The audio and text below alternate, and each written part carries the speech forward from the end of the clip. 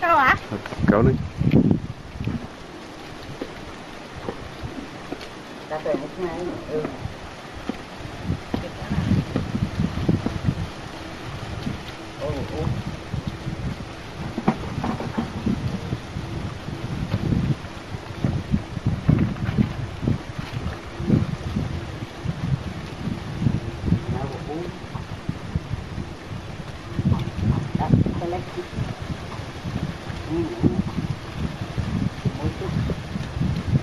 Sao giờ quay không có đó.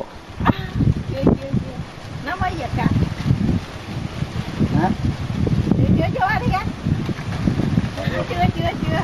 Đây giật vậy rồi thôi, giật chú. Hết tông như thế để nó chiếc rồi. Tiền một hai tẹt một tháng. Dạ. Tẹt đây nè, sát luôn rồi. Tẹt lên chút thôi. Dạ. Người ta giật thêm chút à.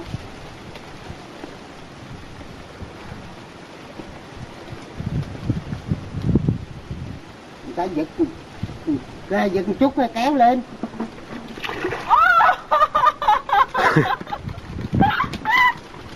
Ba gỡ rồi ba.